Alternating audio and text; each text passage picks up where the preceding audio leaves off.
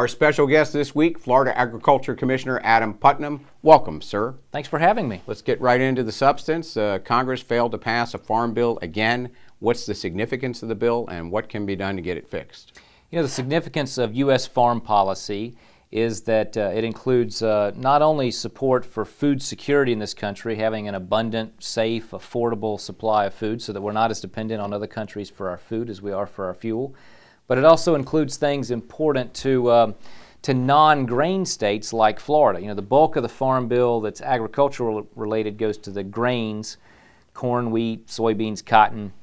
The things in there that matter to Florida: research, marketing, and most importantly, pest and disease detection and eradication. So whether it's citrus greening or giant African land snails or any of the dozens of issues that face Florida, that's really where we get the support to eradicate these things that threaten a $100 billion ag industry in our state. How will Congress get it back on track, and what can you do to push them to do that?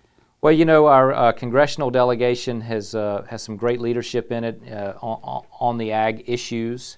They're going to all have to regroup and figure out how to put Humpty Dumpty back together again. You know, they've got a bill out of the Senate. The House continues to struggle with that urban-rural balance between the food stamp coalition and the more rural, pure agricultural program-oriented folks. But there's a lot of money in there, a lot of programs in there that support the Florida Everglades, the Northern Everglades, the Spring Sheds, Lake Okeechobee, as well as research and marketing. So I'm hopeful that they will be able to get it back on track and strike the right balance. Well, recently you called water policy the #1 issue in Florida. Can you explain why?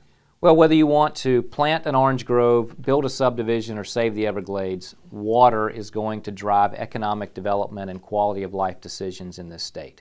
From the springs of the Big Bend area to Apalachicola Bay, which is not an urban area but nevertheless is suffering the most right now from an absence of water supply that's killing Apalachicola Bay, which is then killing jobs in those communities, to the issues surrounding Lake Okeechobee, which the environment and 6 million people depend on. So long term, it's important for us to have a policy that is forward-thinking on both water quality and water quantity. And what about our difficulty in working with other states? We're downstream from several other states whose water policies affect ours. Well, and that's really the challenge in Apalachicola. The Corps of Engineers, which is a federal agency, is not allowing adequate volumes of water to come down the Apalachicola River from Georgia. Atlanta is essentially hogging that water, and we need to very aggressively, whether it's in court, in the regulatory realm, or in the congressional realm, assert our rights as a state, because we are seeing real environmental harm and now real economic harm as a result of their decision to bias that water flow toward Georgia and away from Florida. Everyone's concerned about childhood obesity in Florida and nationally.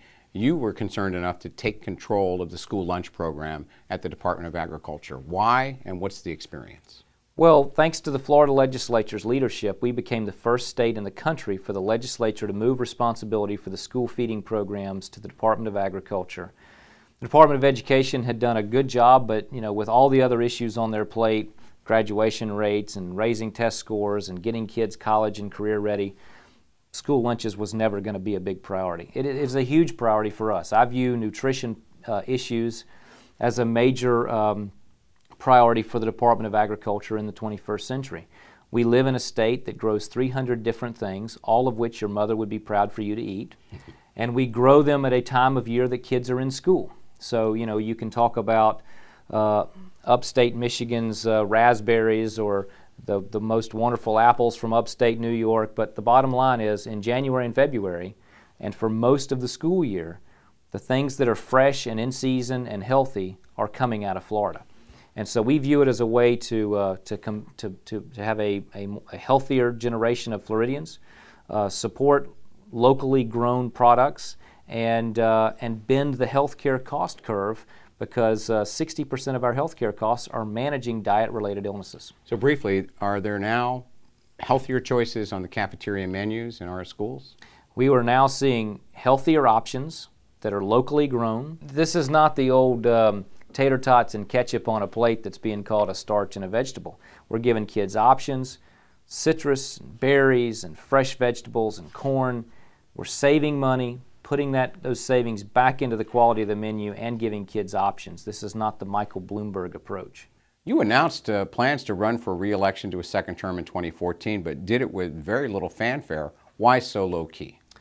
Well, I'm not being so quiet about it now. We filed paperwork toward the end of the legislative session when we were focused on the business at hand. But in order to have a very public kickoff, you have to file papers and get everything squared away so that you're legal, and there's a certain order to do those things. But I'm excited about getting around the state and asking people to renew my contract for another 4 years. Okay. Well, good luck, sir. Thank you very much for joining us. Thank you. And we'll see you next time on Florida Newsmakers.